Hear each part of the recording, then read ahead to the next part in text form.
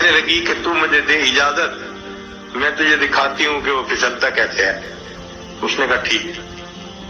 عورت کو اجازت مل گئی، وہ نکلی باہر، مسجد کے دروازے پر آ کر کھڑی ہو گئی۔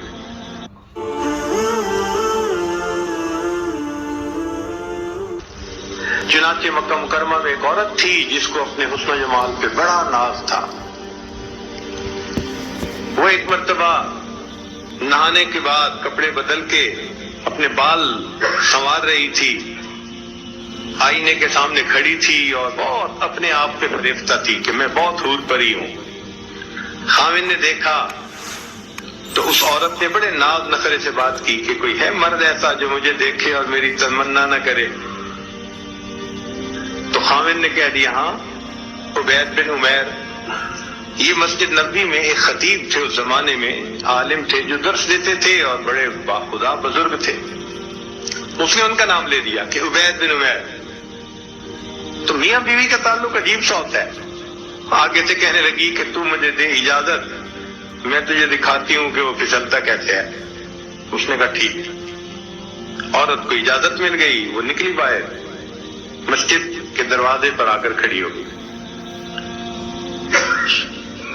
اب مسجد سے جب وہ باہر نکلے تو عورت نے پہلے تو ایسی بات کہی کہ جیسے کوئی مسئلہ پوچھنے کے لیے کھڑی ہو، تو چونکہ انہوں نے مسئلہ بتانا ہوتا تھا، ذمہ دار تھے، تو وہ کھڑے ہو گئے۔ اس نے بات کرتے کرتے اچانک اپنا نقاب ہٹا دیا۔ اس کا خیال یہ تھا کہ جب وہ میرے حسن و جمال کو دیکھیں گے تو فریفتہ ہو جائیں گے۔ جیسے ہی اس نے ایسا کیا تو انہوں نے نظر ہٹا لی اور کہا کہ دیکھو، تم کیوں ایسے کام کے بارے میں سوچتی ہو جس سے دنیا میں بھی تمہیں ذلت ملے گی، آخرت میں بھی تمہیں ذلت ملے گی۔ اب یہ الفاظ اتنے درد کے ساتھ ان کے منہ سے نکلے، وہ شرما گئی، واپس آ گئی۔ خاوند نے پوچھا کیا بنا؟ کہنے لگی کیا مرد ہی نیک ہوتے ہیں، عورتیں نہیں نیک ہو سکتی؟ میں بھی نیک بنوں گی۔ اس کی زندگی بدل گئی۔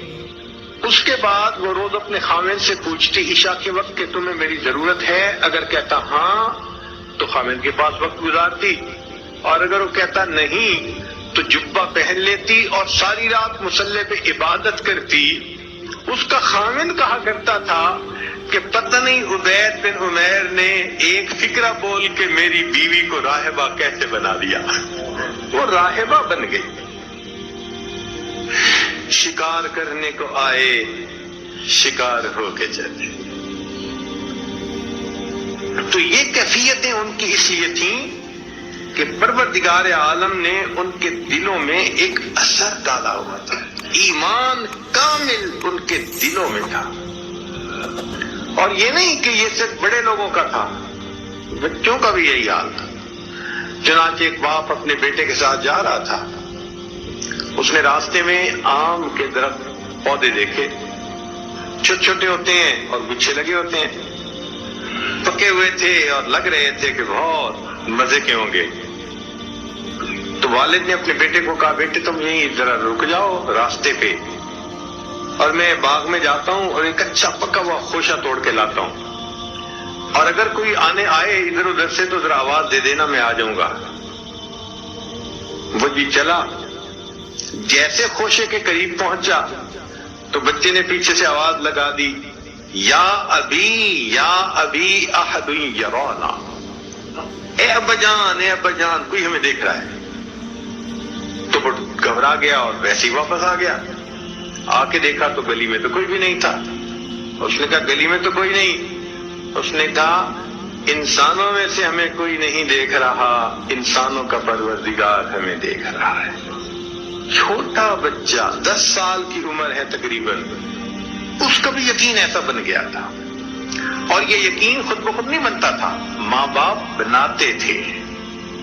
چنانچہ داؤد طائی رحمت اللہ علیہ ایک بزرگ گزرے ہیں، بڑے محدث بھی تھے اور فقیہ بھی تھے، اور مشائخ میں سے تھے، مشائخ صوفیاء میں سے تھے۔ امام اعظم ابو حنیفہ رحمت اللہ علیہ کے ہاں جو خاص شاگرد تھے نا 40، جو فتویٰ لکھنے میں مشورے میں کام آتے تھے، جو مجلس مشاورت تھی، یہ اس میں سے ایک تھے، مگر تقویٰ کے پہاڑ تھے۔ وہ اپنے بارے میں خود بتلاتے ہیں کہ میری عمر 5 سال کی تھی تو میرے ماموں گھر آئے اور کہنے لگے کہ داؤد اللہ کو یاد کر لیا کرو۔ میں نے کہا کیسے یاد کروں ماموں؟ کہنے لگے جب تم سونے لگے ہو نا بستر پہ تو اس وقت تم چند مرتبہ کہہ لیا کرو اللہ میرے ساتھ ہے، اللہ مجھے دیکھتا ہے، بس یہ کہہ لیا کرو اور سو جایا کرو۔ میں نے کہنا شروع کر دیا۔ پھر ملاقات ہوئی تو کہنے لگے اللہ کو یاد کرتے ہو؟ میں نے کہا میں اتنی دفعہ۔ کہنے لگے کچھ زیادہ کہا کرو۔ تو کہنے لگے میں پھر سونے سے پہلے اللہ مجھے دیکھتا ہے، اللہ میرے ساتھ ہے۔ اب جو بات بندہ روز کرتا رہے اس کا دل پہ اثر ہوتا ہے۔ وہ کہتے ہیں کہ میں بچہ تھا، اس لفظ کے بار بار کہنے سے میرے دل میں اللہ کا ایسا استحضار آ گیا کہ بچپن سے دل سے یہ خواہش نکل گئی کہ میں نے کوئی نافرمانی کرنی ہے۔ اللہ اکبر، بچپن سے ان کا یقین بنایا کرتے تھے۔